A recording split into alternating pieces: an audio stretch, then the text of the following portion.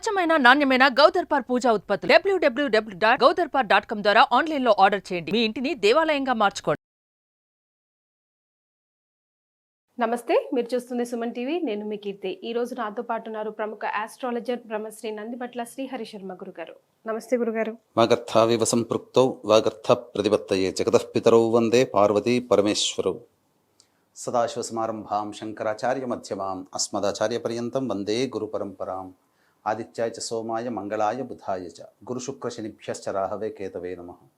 శృంగేరి జగద్గురు పీఠాధిపతులకి, కంచి పీఠాధిపతులకి నమస్కారములు తెలియజేసుకుంటూ కార్యక్రమాన్ని ప్రారంభిద్దాం. గురుగారు, శ్రావణ మాసంలో చాలా వైభవపేతంగా స్పెషల్లీ నార్త్ ఇండియా సైడ్ కృష్ణాష్టమిని జరుపుకుంటారు. మన వాళ్ళు కూడా జరుపుకుంటారు అనుకోండి, బట్ అక్కడ చాలా గ్రాండ్గా జరుపుకుంటారు. కృష్ణ అష్టమి పేరులోనే ఉంది. మనం జనరల్గా అష్టమి నవమిని అవాయిడ్ చేస్తూ ఉంటాం ఏ శుభకార్యాలకైనా, కానీ ఈ కృష్ణాష్టమి ఫెస్టివల్ ఒక్కటి చాలా గ్రాండ్గా చేసుకుంటాం. అయితే కృష్ణ అష్టమి గురించి తెలియజేస్తారా గురుగారు? కృష్ణాష్టమి, దీనినే జన్మాష్టమి, కృష్ణ జయంతి, శ్రీ జయంతి అనేటువంటి యొక్క పేర్లతో మనకు పిలువబడుతుందమ్మా. కృష్ణాష్టమి అనేటువంటిది మనకు ఈ యొక్క విష్ణు అవతారాల్లో 8వ అవతారం అయినటువంటి కృష్ణుడి యొక్క చరిత్ర గురించి. ఇది ఒక రకంగా చెప్పాలి అని అంటే, ఒక రకం ఏం కాదమ్మా, శాస్త్ర ప్రకారం ప్రమాణమే. మొత్తం సంవత్సరం మొత్తంలో 4 అహోరాత్రాలు ఉంటాయి. ఒకటి మహాశివరాత్రి, 2 ఫాల్గుణ పౌర్ణమి అంటే హోళీ, 3 కృష్ణ జయంతి కృష్ణాష్టమి, 4వది దీపావళి. ఈ 4 రోజులు కూడా అత్యంత పవిత్రమైనటువంటి పర్వదినాలు. అంటే ఒక సూర్యగ్రహణం కానీ చంద్రగ్రహణం మహా అయితే ఎంత ఉంటుందమ్మా, 1:30 నుంచి 2:30 గంటల మధ్య కాలం ఉంటుంది.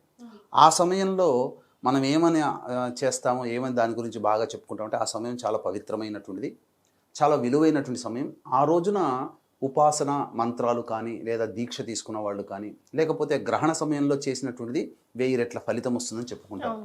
గ్రహణం, ఒక గ్రహణంలో ఎంత శక్తి ఉంటుందో, ఈ 4 రాత్రి సమయాల్లో, నిశీ సమయంలో అంత శక్తి ఉంటుంది. అందుకనే బాగా ఉపాసనా పరులైనటువంటి వాళ్ళు ఈ 4 రోజులలో ఎక్కువగా దేవతాపోసన చేస్తారు. అందుకని కృష్ణ జయంతి కూడా చాలా విలువైనదమ్మా. శ్రీకృష్ణుల వారు రోహిణీ నక్షత్రంలో, వృషభ లగ్నంలో, మేనమామ గండంలో జన్మించారు. ఇక్కడ వీక్షించేటువంటి సుమన్ టీవీ ప్రేక్షకులు కూడా ఒక చిన్న విషయం చెప్పాలమ్మా. రోహిణీ నక్షత్రం అనేటువంటిది జన్మ నక్షత్రానికి పుట్టినప్పుడు మాత్రమే మంచిది కాదు. కానీ ఒక అపవాదం ఏమని వచ్చిందంటే, రోహిణీ నక్షత్రంలో పుట్టిన వాళ్ళందరూ కూడా మేనమామ గండంలో పుట్టారని అంటారు. ఆ నక్షత్రంలో పెళ్లిళ్ళు కూడా ముహూర్తం పెట్టనివ్వట్లేదు, అమ్ము కృష్ణుడి కష్టాలు వచ్చేస్తాయి. అట్లనేం కాదమ్మా, రోహిణీ నక్షత్రం చాలా గొప్పదైనటువంటి నక్షత్రం. పైగా చంద్రుడికి అత్యంత ప్రీతికరమైనటువంటి భార్య రోహిణి. ఉన్నటువంటి 27 నక్షత్రాల్లో ఈ రోహిణీ నక్షత్రం అంటే చాలా ప్రీతికరం. కాబట్టి ఈ రోహిణీ నక్షత్రంలో జన్మించిన సమయానికి జన్మ లగ్నాత్తు ఉన్నటువంటి గండముల చేత అతను మేనమామ గండంలో రాక్షస సంహారం చేయాలి, కాబట్టి ఆ సమయంలో జన్మించడం జరిగిందమ్మా. కానీ వాస్తవానికి మనమందరం ఒక దైవంగా భావిస్తాం. కాబట్టి కృష్ణుల వారికి ఏంటి, చాలా గొప్పవాడు, దేవుడి యొక్క శక్తి అంతా అతనిలో ఉండిపోతుందని అంటాడు. కానీ కృష్ణుల వారు చాలా గొప్పవారమ్మా, చాలా కష్టాలు పడ్డారు.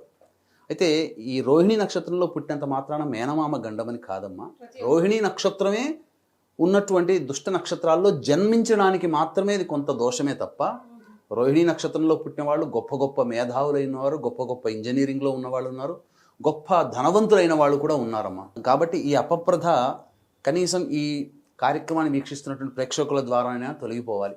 అట్లనుకుంటే మేనమామ గండంలో శ్రీకృష్ణుల వారు మేనమామ చంపారు. మరి 27 నక్షత్రాల్లో ఉన్న ఈ భారతదేశంలో 140 కోట్ల మంది అనుకుంటున్నాం. 27 నక్షత్రాలు ఆ కోట్లకు డివైడ్ చేస్తే కనీసం ఒక 5 కోట్ల మంది అయినా కానీ పుట్టుండాలి కదా రోహిణ. ఈ 5 కోట్ల మందికి మేనమామలు పోయారా? అందరూ మేనమామలు ఉన్నారు కదా. మరి ఈ అపప్రద మనము పెట్టుకున్నదే తప్ప శాస్త్ర ప్రకారము కాదు. కాబట్టి ఈ అపప్రద నుంచి బయటపడదాం. ఈ కృష్ణుల వారు పుట్టినప్పటి నుంచి కూడా చాలా కష్టములు పడినటువంటి వ్యక్తి. అంటే బాలారిష్ట దోషాలు మనం ఇప్పుడు చెప్పుకుంటున్నాం కదా, ఆయన పుట్టినప్పటి నుంచే బాలారిష్ట దోషాలు. అసలు మనము కృష్ణుని ఒక యాంగిల్లో నుంచే చూస్తున్నాం. మనం ఎంతసేపటికి మహాభారతము, పాండవులను రక్షించాడు, చక్రం తిప్పాడు, ఇవే. కానీ పుట్టినప్పటి నుంచి కనుక గమనించుకుంటే కృష్ణుల వారు, మనం అదృష్టవంతులేమో, తల్లి దగ్గర మనం బ్రతికాం, తల్లి పాలు తాగాం, తల్లి ప్రేమను పొందాం, కన్న తల్లి ప్రేమ. మరి కృష్ణుల వారు ఎక్కడ పొందారమ్మా? పుట్టిన కొన్ని ఘడియల్లోనే తల్లికి దూరం అయ్యాడు కదా. కన్న తండ్రికి, కన్న తల్లికి పెంచుకున్న తల్లి పెంచింది, యశోదాదేవి. కాబట్టి పుట్టడంతోనే చాలా కష్టాలు అనుభవించినట్టే లెక్క. ఇక పుట్టిన దారభ్యత పెరిగేటువంటి క్రమంలో ఇప్పుడు మనం ఏం చెప్పుకుంటున్నాం, బాలారిష్ట దోషాలు, ఈ గ్రహాలు బాగోలేవు, జపశాంతి చేయించుకుంటారు, మంచిదే, దానివల్ల మంచి జరుగుతుంది. లేదా కొంతమంది అంతరాలు కట్టుకుంటుంటారు, అది మంచిదే. కొంతమంది ఏంటంటే డాక్టర్ చూపించుకొని మనం పాటిస్తాం. కానీ ఆ రోజుల్లో కృష్ణ భగవానుల వారు రాక్షసులతో పోరాడాల్సి వచ్చింది, చిన్నతనం నుంచి పోరాడాల్సి వచ్చింది. తన 7వ ఏట గోవర్ధనగిరి పర్వతాన్ని చిటికన వేలి మీద నిలబెట్టాడు. 6వ ఏట గోపికలందరూ స్నానాలు చేస్తుంటే వారి వస్త్రాలు తీసుకొని ఆ యొక్క గోపికా కాంతుడయ్యాడు. కానీ మనకి ఏం చెప్తారంటే సినిమాల్లో ఇవన్నీ కూడా ఆయన ఏదో యవ్వనంలో ఉన్నప్పుడు గోపికల్ని ఏమర్చడం కోసం చేశాడని అంటారు. 6వ ఏట అతనికి ఏం కార్యకలాపాలు ఉంటాయమ్మా. కాబట్టి ఇవన్నీ అపప్రదలు తొలగిపోవాలి. పైగా తనని, తన వంశాన్ని, తన సైన్యాన్ని, తన రాజ్యాన్ని ఎల్లప్పుడూ చుట్టుపక్కల జరాసంధుడు, సైంధవుడు, శిశుపాలుడు వీళ్ళందరూ కూడా రాక్షసులు. వాళ్ళందరూ దండెత్తి వస్తే ఆ రాజ్యాన్ని కాపాడుకున్నాడు. ఎన్నిసార్లు యుద్ధం చేసినా జరాసంధుడు అతనికి ఉన్నటువంటి వరప్రభావం చేత మళ్ళీ మళ్ళీ యుద్ధం చేస్తున్నాడని చెప్పి సముద్రం మధ్యలో నగరాన్ని నిర్మించుకున్నటువంటి గొప్ప ఆర్కిటెక్చర్ అమ్మ. ఇదే విషయంలో మనం కార్తికేయ 2 సినిమాలో క్యారెక్టర్ ఆర్టిస్ట్ అనుపమ్ ఖేర్ చెప్తాడు, కృష్ణుని దేవుడిగా కంటే కూడా కృష్ణుని ఒక ఇంజనీర్గా చూడండి అని చెప్తాడు. ఇప్పటికీ కూడా భూగర్భంలో ఆ ద్వారకా నగరానికి సంబంధించినటువంటిది గుజరాత్ రాష్ట్రంలో ఆ భూగర్భంలో నగరానికి ఉన్నటువంటి రమణీయత అంతా కూడా కళ్ళకు కనబడినట్టు కనబడుతుంది. ఎంత గొప్ప సుందరమైనటువంటి భవనాలమ్మా. ఒక్కొక్క భవనానికి రహదారులు అప్పట్లోనే విశాలం. ఇప్పుడు అన్నీ మనం ఇరుకు రహదారులు తిరుగుతున్నాం, కానీ గొప్ప ఆర్కిటెక్చర్ ఆయన. అంటే ఇప్పుడు మనము కారు కొనుక్కుంటాం, లేదా ఇంకా ఏదైనా కానీ విమానం ఇవన్నీ చూస్తుంటాం, 1000 RPM అని చెప్పేసి అంటే తిరిగే యొక్క భ్రమణాన్ని. కానీ lakhs of RPMతో తిరిగే సుదర్శన చక్రాన్ని అతను పొందగలిగాడు. అంటే దైవశక్తి అంతా అందులో ఉందంటే ఎంత RPM అమ్మది, ఒక్కసారి పడిద్దనంటే ఛిద్రమైపోతుంది. అందుకనే శ్రీకృష్ణుని చేతిలో ఉన్నటువంటి సుదర్శన చక్రానికి తిరుగులేదు అని చెప్పేసిన కారణం అది. అంతటి ఏకకాలంలో అనేక రకాలైనటువంటి విద్యలు. చాలామంది అనుకుంటారు దేవుడి అవతారం కాబట్టి ఆయనకు అన్ని ఇట్లా అనగానే ఇలా చెప్పగానే వస్తాయి. కానీ అతను చేసింది అది కాదమ్మా. ప్రతి మంత్రాన్ని ఉపాసన చేశాడు ఆయన. ఆయన జీవిత కాలంలో ఎంతో ఉపాసన చేశాడు. శ్రీకృష్ణుడే దగ్గరుండి ఈ సంబంధించినటువంటి మహాభారత యుద్ధాన్ని నడిపించాడు అని అంటారు. కానీ శ్రీకృష్ణుల వారు యుద్ధాన్ని ఆపడం, ఎందుకంటే ఇది ప్రకృతి వినాశనము, మొత్తము సమాజ వినాశనం ఇదంతా కూడా. ఎందుకంటే అణుబాంబులు, న్యూక్లియర్ బాంబ్స్ అన్నీ కూడా మహాభారత యుద్ధంలో పొందుపరచబడ్డాయి. ఏలియన్స్ వచ్చి సహాయం చేశారు అర్జునుడికి, వీళ్ళందరూ కూడా. కాబట్టి సాధారణమైనటువంటి పరిజ్ఞానం కాదు కృష్ణుడిది. అతను అస్త్రశస్త్రాస్త్రాలు వరుణదేవుడి ద్వారా, అగ్నిదేవుడి ద్వారా గాంధీవం అని అంటాం. అంటే గాంధీవం అంటే మనకు సినిమాల్లో చూపించడానికి గాంధీవం అంటారు. కానీ ఇప్పుడు చెప్పాలి అంటే బాంబ్ లాంచర్ ఉంటుంది కదా, మనం ఇక్కడ ఎక్కడో పెట్టుకొని కార్గిల్ యుద్ధం చేసాం, లేదా ఇప్పుడు ఇజ్రాయిల్ను ఇరాను యుద్ధం చేసుకుంటున్నాయి. ఈ దేశం నుంచి బాంబు విసిరితే అక్కడ పడుతుంది కదా, అవన్నీ బాంబ్ లాంచర్స్ కదా. మరి అర్జున్ మహాభారతంలో ఉపయోగింపబడ్డాయని బాంబ్ లాంచర్స్ అవన్నీ కూడా. అణ్వస్త్రాల ధాటికి మొత్తము ప్రపంచమే వినాశనం అయిపోయింది. అందుకనే ద బిగ్గెస్ట్ వరల్డ్ వార్, మనం first world war, second world war అని చెప్పుకుంటున్నాం. ఇప్పుడు భవిష్యత్తులో ఈ గ్రహాల కలయికల వల్ల రాబోయేది థర్డ్ వరల్డ్ వార్ రావచ్చు గత కొన్ని సంవత్సరాల్లో, పోయే భవిష్యత్తు సంవత్సరాల్లో. కానీ వరల్డ్ వార్, పెద్ద వరల్డ్ వార్ అప్పుడే జరిగింది. 11 అక్షౌహిణుల సైన్యం కౌరవుల తరపున, 8 అక్షౌహిణుల సైన్యం పాండవుల తరపున, మొత్తం 19 అక్షౌహిణుల సైన్యం అంతా కూడా తుడిచిపెట్టుకుపోయిందమ్మా. మొత్తం అయితే ఒక 20-30 మంది కంటే బతకలేదు. అంతటి గొప్ప శాస్త్రజ్ఞుడు కృష్ణ భగవానుడు. కాబట్టి ఆ కృష్ణుని యొక్క ఆరాధన చాలా గొప్పది. కృష్ణుని అష్టమి సందర్భంగా పండుగలాగా జరుపుకుంటాం, కానీ కృష్ణాష్టమికి తెలుసుకోవాల్సిన విషయాలు ఇవన్నీ కృష్ణుడి గురించి. మహాభారత యుద్ధం ఎప్పుడు జరిగిందమ్మా? కృష్ణుడికి 80వ ఏట జరిగింది. 80వ ఏట అర్జునుడు కొన్ని రోజుల తర్వాత పుట్టాడు. అర్జునుడు కూడా 70 ఏట యుద్ధం చేశాడు. కానీ మనం సినిమాల్లో మాత్రం నూనుగు యవ్వనంలో మనం అర్జునుడిని చూస్తాం, కృష్ణుడిని చూస్తాం. కానీ ముసలితనంలో వారంతా యుద్ధం చేయాల్సి వచ్చింది. అంత యుద్ధం చేయాల్సిన అవసరమే వచ్చింది, యవ్వనంలో చేయాలి కదా. పైగా వీటికి సంబంధించి అతను కృష్ణ భగవానుడు అంటే బ్రహ్మచారిగా కీర్తింపబడ్డాడు. బ్రహ్మచర్య వ్రతం అంటే 8 మంది భార్యల్ని చేసుకున్నాడు. కానీ ఇక్కడ వ్రతం, బ్రహ్మచర్య వ్రతం అంటే గృహస్థుడు కూడా బ్రహ్మచర్య వ్రతమే ఆచరిస్తున్నాడు. తను అగ్నిసాక్షిగా వివాహం చేసుకున్నటువంటి భార్యని తప్ప ఇంకా ఏ పరస్త్రీని కూడా పొందనటువంటి వ్యక్తి బ్రహ్మచర్య వ్రతం ఆచరించిన వాడే అవుతాడు. ఇది శాస్త్రంలో ఉంది. కాబట్టి బ్రహ్మచర్యము అనంటే వివాహం కాకుండా నిష్ఠగా ఉండడం, అస్ఖలితంగా ఉండడం బ్రహ్మచర్యం. కానీ గృహస్థుగా ఉండి తన వివాహం చేసుకున్న భార్యతో తప్ప ఇంకా పరస్త్రీ సంభోగం లేనటువంటి వ్యక్తి కూడా బ్రహ్మచర్య వ్రతాన్ని ఆచరించినటువంటి ఫలితాన్నే పొందుతాడు. అందుకనే అశ్వత్థామ బాణాన్ని ప్రయోగించినప్పుడు, నారాయణాస్త్రాన్ని ప్రయోగించినప్పుడు అపాండవము అవుగాక అని చెప్పి చెప్తాడు. అంటే పాండవులందరూ ఉప పాండవులు పోయారు, మిగిలింది ఉత్తరాగర్భంలో జన్మించేటువంటి పరీక్షిత్తు, అభిమన్యుడి కొడుకు. మరి ఆ అభిమన్యుడి కొడుకుని సంహరించే సమయంలో ఇక నారాయణాస్త్రము ధర్మానికి మాత్రమే కట్టుబడి ఉండి ఆగిపోతుంది. చివరికి ఏమంటాడంటే ఆ కృష్ణ భగవాన్ల వారు, నేను గనక బ్రహ్మచారిని అయితే ఆ నారాయణాస్త్రం ఆగిపోగాక అని చెప్పి ధర్మాన్ని అడ్డు పెడతాడు. ఆ నారాయణాస్త్రం ఆగిపోతుంది అక్కడ. అంటే అది నిజము కాబట్టే, కృష్ణుడు బ్రహ్మచర్య వ్రతాన్ని ఆచరించి చూపించాడు కాబట్టే నారాయణాస్త్రము పనిచేయలే అక్కడ. ఇవన్నీ తెలియదు, ఇవన్నీ సినిమాల్లో చెప్పరు కదమ్మా. కాబట్టి కృష్ణ భగవానుల వారు దాదాపుగా 126 సంవత్సరాలు జీవించారు. సంపూర్ణమైనటువంటి జీవి. అంటే ఒక వ్యక్తికి శతమానం అంటే 100 సంవత్సరాలు అనుకుంటాం, కాదు, 120 సంవత్సరాలు. మొత్తం 9 గ్రహాల దశలు కనుక కూడుకుంటే 120 సంవత్సరాలు వస్తుంది. రోహిణి నక్షత్రంలో పుట్టినటువంటి వ్యక్తి మళ్ళీ రోహిణి నక్షత్రం అంటే చంద్ర దశలో ప్రారంభమైంది ఆయన జీవితం. మళ్ళీ చంద్రదశ దాటి కుజుడి యొక్క దశ వచ్చినప్పుడు పోయాడు. ఎందుకంటే కుజుడు సప్తమ వ్యయాధిపతి, మారకుడు. కృష్ణుడు జన్మించిన లగ్నానికి మారక స్థానాధిపతి కుజుడు. కాబట్టి ఆ కుజుడి యొక్క దశలోనే వీరికి మారక జరిగింది. ఇంకా చెప్పాలి అని అంటే వీరి మారకము అంటే మరణం అనేటువంటిది బొటన వేలికి జరిగింది కదమ్మా. బొటన వేలు ద్వారానే కదా మరణం అయింది. దీనికి ఒక కథ కూడా ఉంది. ఈ మహాభారత యుద్ధం ప్రారంభమవుతుందని తెలుసుకున్న తర్వాత బర్బరీకుడు అనేటువంటి ఒక వ్యక్తి, ఉపాసనాపరుడు, ఇతను ఎవరి కొడుకు అనంటే ఘటోత్కచుడి కొడుకు. తల్లి హిడింబి దగ్గరికి పోతాడు.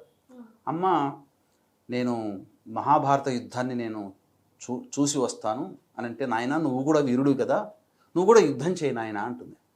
అంటే మరి ఎవరి తరపున యుద్ధం చేయాలని అమ్మ అని అడుగుతుంది. ధర్మం ఎవరి పక్షాన ఉంటుంది, ఎవరు బలహీనులవుతారో వాళ్ళ పక్షాన నిలబడు నాయన, నువ్వు యుద్ధం చెయ్యి అని అంటుంది. అనగానే ఈ విధంగా యుద్ధం కోసమని ప్రయత్నిస్తాడు. అతను తన యొక్క గొప్ప ఉపాసన శక్తి వల్ల 3 బాణాలని పొందాడు. అంటే ఇది కూడా ఒక రకంగా GPS సిస్టమ్ లాంటిదే. దీని గురించి చెప్తే మీకు అర్థమవుతుంది. అప్పుడు తర్వాత ఆ 3 బాణాలని పొందిన తర్వాత బయలుదేరాడు యుద్ధానికి. కృష్ణ భగవానుల వారికి అర్థమైపోయింది, వీడు వస్తున్నాడు, వీడు నాశనం చేస్తాడని అనుకుంటాడు. అనుకొని మామూలుగా కనబడతాడు. కనబడిన తర్వాత, ఏం నాయన ఇట్లా నువ్వు పలానా వారి కొడుకు కదంటే, అవును అంటే, మీరు ఎవరంటే నేను కృష్ణ భగవానుగానే నమస్కారం చేస్తాడు. మా అమ్మగారు ఎప్పుడు చెప్తుంటారు మీ గురించి అని చెప్పిన తర్వాత, మరి ఎందుకు బయలుదేరుతున్నావు, అంత సంతోషంగా ఉత్సాహంగా బయలుదేరుతున్నావు అంటే, ఇట్లా యుద్ధం జరుగుతుంది కదా, యుద్ధానికి బయలుదేరుతుంది, మరి నీ గొప్పతనం ఏంటి, యుద్ధంలో నువ్వు ఎవరి తరపున పాల్గొన అంటే, ఈ యుద్ధాన్ని నేను 1 నిమిషంలో ముగించేస్తాను, నాకు ఇంత శ్రమ పడని అవసరం లేదు అని అంటాడు. అంటే అంత గొప్ప వీరుడువా నువ్వు అని అడుగుతాడు. అంటే అవును, నాకు సాధించుకున్న మంత్ర ప్రభావం వల్ల జరిగినటువంటిది అని అంటాడు. అన్న తర్వాత ఏంటిదని అంటే, ఇగో ఈ 3 బాణాలు అని చెప్తారు. 3 బాణాలు అన్న తర్వాత ఏం చెప్తుందంటే, ఈ మొదటి బాణం విడిస్తే నేను ఏ టార్గెట్ని, ఎవరిని నేను చంపాలో అదన్నీ కూడా టార్గెట్ అంతా చూసి వచ్చి రెండో బాణం వేసిన తర్వాత అది ఆ టార్గెట్ని మొత్తం డిస్ట్రాయ్ చేసి వచ్చేస్తుంది. ఇది చెప్తుంది. అనగానే మరి ఏది చూయించు అని అంటాడు. అంటే చూపిస్తాను, ఏం కావాలని అంటే, ఈ రావి చెట్టు కనబడుతుంది పక్కన. ఆ రావి చెట్టుని మొత్తం ఈ ఆకులన్నీ రాలిపోవాలి, కొమ్మలు మాత్రమే మిగిలాలి అని అంటాడు కృష్ణుడు. నిజమే అంటాడు. అంతే ఈ లోపల సమాయత్తం అవుతుంటే ఒక రావి ఆకు తీసుకొచ్చి కాలి బొటన వేలి కింద పెడతాడు. పెట్టిన తర్వాత ఫస్ట్ టార్గెట్ అంతా రీచ్ అవ్వాలి కదా, మొదటి బాణం వేస్తాడు. టార్గెట్ అంతా అన్ని చూసుకొని అన్ని ఆకుల్ని టార్గెట్ చేసి వస్తుంది. రెండో బాణం వేస్తాడు. వేయగానే మొత్తం ఆ రెండో బాణంతో ఏదైతే టార్గెట్ చేసిందో అవన్నీ కూడా తెంచేసి వచ్చేస్తుంది. ఆ బాణము ఒకటి కృష్ణ భగవాన్ వారి పాదాన్ని తాకుతూ ఉంటుంటే బొటన వేలిని గుచ్చుతూ ఉంటుంది. అప్పుడు బర్బరీకుడు అంటాడు, కృష్ణ, మీ కాలు కింద మీరు అది పెట్టుకున్నారు, ఇది చాలా శక్తివంతమైనది, మీ కాలుని ఛేదించుకొనైనా కానీ ఆ యొక్క రావి ఆకుని, మీ బొటన వేలి కింద ఉన్న ఆకుని తీసుకొని పోతుంది. కాబట్టి ఆ టార్గెట్ని అది రీచ్ అవుతుంది. మరి ఆ కాలు తీసే కృష్ణ అని అంటుంది. అనగానే కాలు తీసేస్తాడు. అదేవిధంగా అది ఆల్రెడీ టార్గెట్ చేసి ఉంది కదా, దాన్ని ఛేదనం చేయాలి కదా. అందుకే కృష్ణ భగవానుల వారు అంత్య సమయంలో నిర్యాణం అయ్యేటప్పుడు బాణం ద్వారానే గుచ్చుకొని చనిపోతారు. ఇది లింక్ అక్కడ. ఎందుకంటే ఆల్రెడీ టార్గెట్ చేసేసింది బాణం, మరి బాణం ద్వారానే చనిపోవాలి కదా. దానికి ఆ చర్య అప్పుడు జరిగింది. అప్పుడు మరి నువ్వు ఎవరి వైపున పోరాడాలనుకుంటున్నావు, నీ గొప్పతనం చాలా గొప్పగా ఉంది కదా అని అంటాడు. ఎవరు బలహీనులు అవుతే వాళ్ళ వైపున చేయమని చెప్పి నాకు మా అమ్మ చెప్పింది అని అంటుంది. అనగానే సరే నువ్వు ఇప్పుడు పాండవులు తక్కువ సైన్యం ఉంది, కౌరవులు ఎక్కువ ఉంది, కాబట్టి కౌరవులు గొప్ప, పాండవులు తక్కువ, కాబట్టి నువ్వు పాండవుల వైపు నిలబడ్డావు అనుకో, పాండవుల వైపు నిలబడితే నువ్వు బలవంతుడు, నీ ద్వారా పాండవం అంతా బలం అయిపోతుంది, కౌరవులు బలహీనలు అయిపోతారు. మరి మీ అమ్మ ఇచ్చిన మాట ప్రకారం మళ్ళీ అటు బలహీనం కదా, నువ్వు అటు పోవాల్సి వస్తుంది. అందుకే రెండు వైపులా కావాలి. కాబట్టి నేను ఒక విషయం చెప్తాను, ఎందుకంటే నీ వల్ల ప్రమాదం పొంచి ఉంది కాబట్టి సంహరిస్తాను నిన్ను అని అంటాడు. సరే కృష్ణ భగవానుల వారు సంహరిస్తానన్న తర్వాత ఎంతకంటే ఇంకేందని చెప్పి నమస్కారం చేసి ఒప్పుకుంటాడు. అయితే నాదొక చిన్న కోరిక అని అంటాడు. ఏంటనంటే యుద్ధం జరుగుతుందంటే నేను ఉత్సాహంగా యుద్ధం చూడాలనే కోరికతో ఉన్నాను, నేను యుద్ధం చేస్తాను, నన్ను యుద్ధం అయ్యేంత వరకు బ్రతికేయనంటే అప్పుడు తనకున్నటువంటి శక్తి ద్వారా ఆ సుదర్శన చక్రంతో శిరచ్ఛేదం చేస్తాడు. బర్బరీకుని చేసి ఆ యొక్క శిరస్సుకి మాత్రము ప్రాణం ఉండేటట్టు చేసి యుద్ధం జరుగుతున్నటువంటి దూరంలో అక్కడ కొండ మీద ఆ శిరస్సు అలా ఉండిపోతుంది. యుద్ధానంతా 18 రోజులు వీక్షిస్తుంది బర్బరీకుడు. అందుకని ఈ బర్బరీకుడికి ఆలయం గుజరాత్లో ఇప్పటికీ కూడా ఉంది. కాబట్టి ఇంతటి మహాశక్తివంతమైనటువంటి కృష్ణ భగవానుల వారు పుట్టినటువంటి రోజున, ఈ రోజున చాలా గొప్పగా కృష్ణ భగవానుల వారి గురించి మనం అనుకోవాలి. మా కృష్ణాష్టమికి సందర్భంగా కృష్ణ భగవానుల వారిని మనము ఎప్పుడూ కూడా గొప్పగా మనము ఆరాధన చేయాల్సిందే. కృష్ణ భగవానుల గురించి ఆరాధన చేయకుండా మనం ఉండకూడదు. ఎందుకనంటే ఈ లోకానికి విపత్తు నుంచి కాపాడినవాడు, అలాగే ఈ సృష్టిని అంతా కూడాను కొంత యుగ సంధిలో ఉన్నప్పుడు సృష్టి నాశనం కావాలి. కాబట్టి ద్వాపర యుగాంతం అయ్యే సందర్భంలో ఈ ప్రపంచంలో ఉన్నటువంటి రాజ్యములన్నీ కూడాను పూర్తిగా తుడిచిపెట్టుకుపోయాయి ఈ యొక్క కృష్ణ సందర్భంగా, అంటే ఈ కృష్ణుడు జీవించి ఉన్నటువంటి సందర్భంగా. కాబట్టి ఒక రకంగా చెప్పాలి అని అంటే కృష్ణుడు విష్ణు అవతారం కదా, సృష్టి స్థితి లయకారకాలలో స్థితికారకుడు, అంటే రక్షించేవాడు శిక్షించేవాడు విష్ణు భగవాన్. కాబట్టి ఆయన అవతారంగా ఈ సంబంధించినటువంటి కృష్ణుడిగా మనం చెప్పుకుంటున్నాం. కాబట్టి చాలా గొప్పదైనటువంటి మహానుభావుడు, ఒక ఆర్కిటెక్చర్ కానీ ఒక గొప్ప తపశక్తి సంపన్నుడమ్మ. ఒక్కొక్క మంత్రాన్ని ఉపాసన చేశాడు. అసలు తనని ఇష్టపడినటువంటి వాళ్ళని రక్షించడానికి ఏనాడు కూడా వెనకాడనటువంటిది. రుక్మిణికి సంబంధించినటువంటి చరిత్ర చూసుకుంటేనమ్మా, రుక్మిణి అజ్ఞాతంగా ప్రేమిస్తుంది. కృష్ణ నీవురా నన్ను తీసుకుపో అని ఎంతో చిన్నప్పటి నుంచి కృష్ణుడే భర్తగా భావిస్తుంది. కాబట్టి రుక్మిణిని సొంతం చేసుకొని యుద్ధం చేసి సొంతం చేసుకున్నాడు సోదరుడైనటువంటి రుక్మితో. అలాగే సత్యభామని సొంతం చేసుకున్నటువంటి విధానంలో కూడా సత్రాజిత్తు ద్వారా ఉన్నటువంటి మణి, అది 100 బారుల బంగారం ఇస్తుంది, సూర్యుడు ఉపాసన చేసినట్టుంది. ఆ మణి కోహినూరు వజ్రం అని చెప్పి అంటారు. అది ఎక్కడ ఉంటే అక్కడ శత్రుత్వాలు పెరుగుతూ ఉంటుంటాయి. కాబట్టి కోహినూరు ఎక్కడున్నా కానీ యుద్ధాలు ఉంటాయి అక్కడ. కాబట్టి ఆ మణిని సింహము ప్రసేనుడు, సత్రాజిత్తు తమ్ముడు ప్రసేనుడు తీసుకొని పోతే, అడవిలోకి వెళ్ళి తీసుకుపోతే అది ఏదో బంగారు మాంసం ముద్ద అనుకొని చెప్పి ఆ విధంగా భావన చేసినటువంటి సింహము ప్రసేనుని చంపడము, మళ్ళీ భల్లూకము జాంబవంతుడు మళ్ళీ యుద్ధం చేసి తన అమ్మాయి జాంబవతికి ఆడుకునే వస్తువుగా ఆ సింహాన్ని చంపి ఆడుకునే వస్తువుగా భావించి మణినివ్వడం. తర్వాత ఇదంతా కూడా కృష్ణుడే ఆ బంగారం ఇంతకుముందు అడిగాడు, ఆ యొక్క మణిని దాన్ని ఇవ్వలేదు కాబట్టే ఇతను ఈ విధంగా సంహరించాడేమో అని చెప్పేసి అపవాదు చేయడం. ఆ అపవాదు నుంచి రక్షించుకోవడం కోసం జాంబవంతుడితో యుద్ధం చేసి అక్కడ జాంబవంతిని వివాహమాడి మళ్ళీ వచ్చి సత్యభామని వివాహమాడాడు. అంటే అతను చేసుకున్నటువంటి వివాహంలో చాలా మటుకు యుద్ధాల ద్వారా ధర్మాన్ని కాపాడుతూ ధర్మబద్ధంగా వివాహం చేసుకున్నది. కోరికతో వీళ్ళు కావాలి వాళ్ళు కావాలని కోరికతో చేసినటువంటిది కాదు. ఇక 16,000 మంది గోపికలను అంటుంటారు. నరకాసుర సంహారంలో నరకాసురుడు అనేటువంటి మాహిష్మతిని, అంటే ఇప్పుడు మనం ఉన్నటువంటి అస్సాం గౌహతి, ఆ నరకాసురుని యొక్క చెరలో ఉన్నటువంటి వాళ్ళందరినీ విడిపించాడు. విడిపించిన తర్వాత 16,000 మంది బయటికి వచ్చిన తర్వాత అంటే ఆ కాలమాన ప్రకారము ఒకరి దగ్గర ఉన్నటువంటి స్త్రీ అతని సొంతమే అవుతుంది. అతను ముట్టుకోకపోయినా అతని సొంతమే అన్నట్టు లెక్క. ఆ 16,000 మంది యువరాణులు వచ్చిన తర్వాత ఎవరు కూడా వివాహం చేసుకోవడానికి ముందుకు రాకపోతే 16,000 మంది గోపికల్ని తాను వివాహం చేసుకున్నట్టుగా భావన చేశాడు భర్తగా. అట్లా అది కల్పితం మాత్రమే, సినిమాల్లో చూపిస్తారు, అది తప్పమ్మ. ఆరాధించారు, దేవుడిగా ఆరాధించారు. ఆ 16,000 మంది గోపికలు బయటికి వచ్చారు, వాళ్ళని స్వాతంత్రం ఇచ్చాడు కాబట్టి దానికి కృతజ్ఞతా భావంగా వాళ్ళు ఆరాధన చేశారు కృష్ణుని. అంతే తప్ప అక్కడ పతి అనేటువంటి భావన కాదు, ఆరాధన, తన్మయత్వంతో కూడుకున్నటువంటి మధురమైనటువంటి ఆరాధన. ఇప్పటికీ కూడా కృష్ణుని యొక్క దాంట్లో అందరూ కూడా ఆరాధిస్తుంటుంటారు. ఇలా చెప్పుకుంటూ పోతే కృష్ణుని యొక్క గొప్పతనం అంతా ఇంత కాదమ్మా, చాలా గొప్పతనంగా దాగి ఉంది. కాబట్టి ఆ కృష్ణుణ్ణి మనము కృష్ణాష్టమి సందర్భంగా చిన్న పిల్లవాడి యొక్క అడుగుల సవ్వడిగా మనం భావన చేసుకోవడంతో పాటు అసలు కృష్ణతత్వం ఇది అని చెప్పి మనం తెలుసుకోవాలమ్మా. కృష్ణుడు కనుక నిజంగా ఇంత గొప్పవాడు కాబట్టి మనము మన దాన్ని మనం తయారు చేసుకోలేకపోతున్నాం. కానీ కృష్ణుడు ప్రతి దేవతా మంత్రాన్ని ఉపాసన చేసి శక్తిని పొందాడు. అవన్నీ కూడా ఎక్కడ కూడా గాథలలో ఉండవు.